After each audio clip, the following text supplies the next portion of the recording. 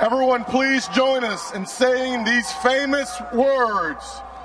Drivers, start your engines!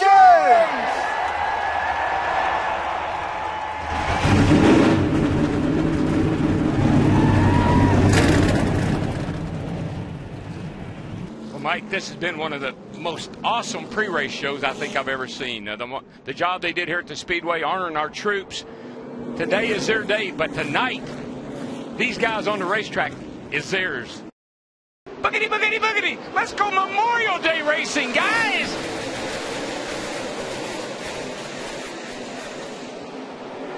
Teammates side by side into turn two.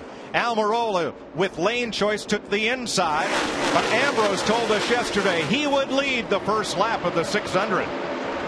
Marcus Ambrose in the number 9. Jamie McMurray, whose car owner, Chip Ganassi, won the Indy 500 earlier today, has gained 8 positions, and for the lead, they're side by side off turn 4. This time, Biffle puts his Ford in front. The biggest mover in this race is Jeff Gordon.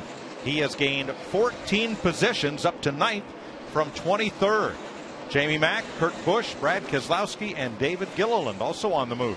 Menard in early, and here's Marcus Ambrose with Danica Patrick. He's going to spin her out. She just stopped right in front of him. Not very happy with Miss Nope, Patrick. not at all. Danica was practicing pit stops yesterday, realized how little experience that she has with this stuff, but she's doing a good job on the racetrack, Matt. What happened to Marcus Ambrose? He and Danica Patrick having a little disagreement about what the pit road speed is. No speedometers in these cars, remember? That actually started off the racetrack. Danica came off the racetrack. Marcus came off right behind her. He was flying, and she was stopped, and it just really messed his rhythm up.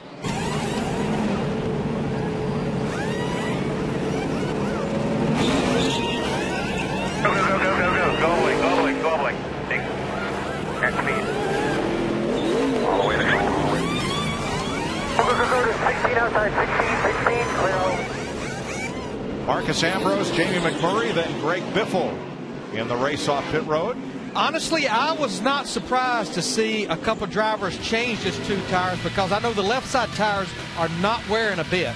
As we have 26 cars on the lead lap at the green flag. I believe they'll eat that 24 alive, Larry. Staying out. I mean, I don't know if that's a good strategy or not.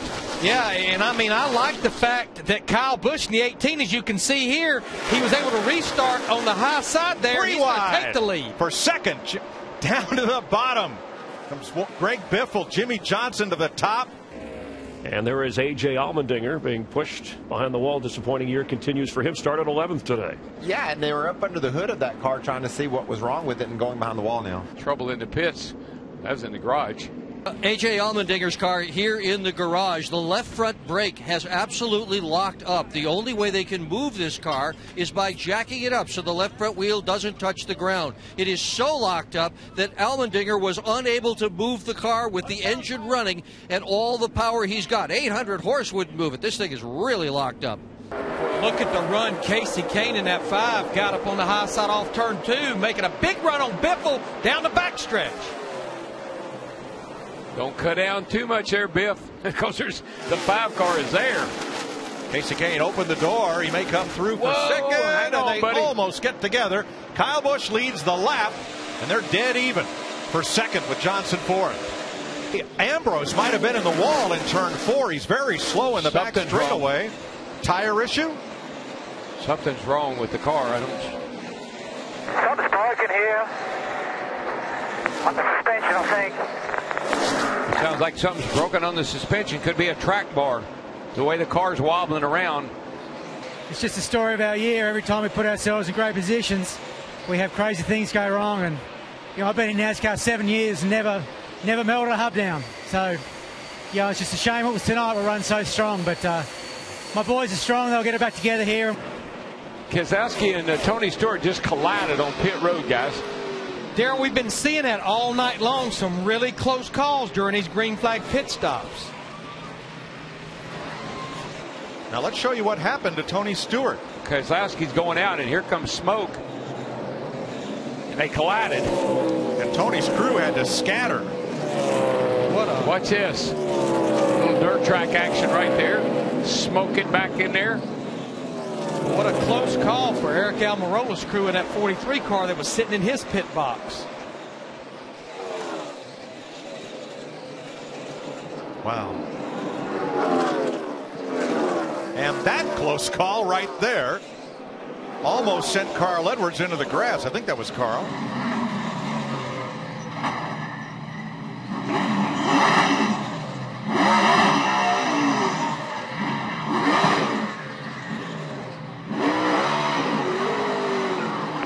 Those are the eyes of an angry man. Yeah, you think Tony Stewart was hot before? Mm-hmm. Now, how about the other driver involved there, Brad Keselowski, Steve? Mike, he just told his crew, he said, I don't know how much damage I have, but I center punched him. Please tell him I didn't even know he was there. Big blind spot on the right rear of these cars, especially with the big wraparound headsets, the headrests these drivers have. They have to rely on the crew chief to call him out clear, and for help from the spotter up on the roof as well. Well, and then back to Tony Stewart, he had worked his way back on the lead lap. Now he's a lap and a half down to leader Greg Biffle in that 16 car. You can clearly see a lead change going on here between Greg Biffle and Casey Kane, guys. You can see the shadows of these race cars. One of the big challenges tonight is making sure these spotters keep up with the changes in the racetrack as well as the look they're seeing, Mike.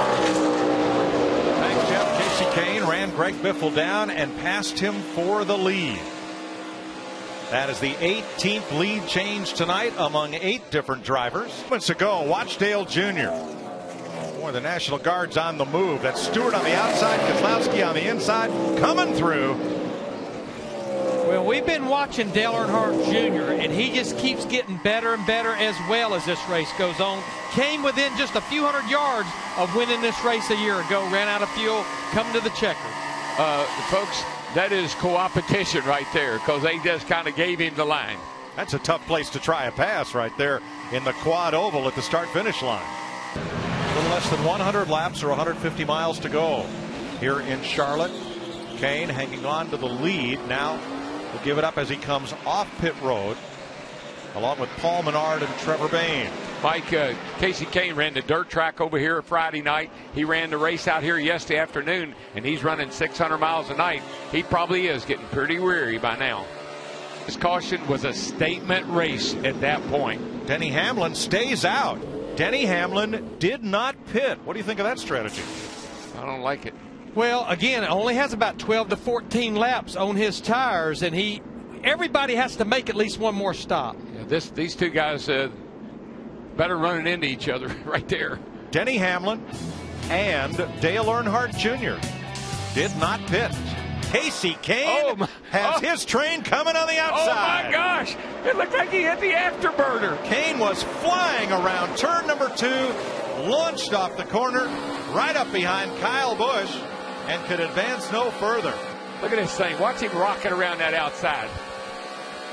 What a head of steam. Now he'll run over Biffle. Or over Dale Jr., I mean, sorry. Teammates side by side for second. Kane outside Earnhardt. Kane makes the pass. He is 6/10 behind Hamlin. Coming off turn 2. Picks up half a tenth there. I think I'd be calling in. How many tires did that 5 car take anyway? Did it take 8? It took 8. Got another half a tenth going into turn 3. And now it's car lengths, not seconds, first to second place. Let's see how he gets off of 2. Watch it right here. Watch him. Here I come. Give me some room. If you don't give me some room, I'll run over you. No holding Literally. back the Casey Kane train. Kane to the lead. A rare mistake by Jimmy Johnson's team. Watch the fueler. Yeah, this got the ugly. left rear of the car. And a stop and go penalty for the 48 of Jimmy Johnson. Look at left. Turn in. Nice and smooth. Get her full. Be ready. Here we go. Stop. Here we go. Stop. Oh.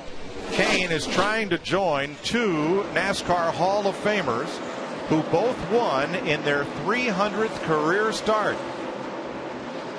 Double Cup champion Ned Jarrett and the '89 champion Rusty Wallace each won their 300th start.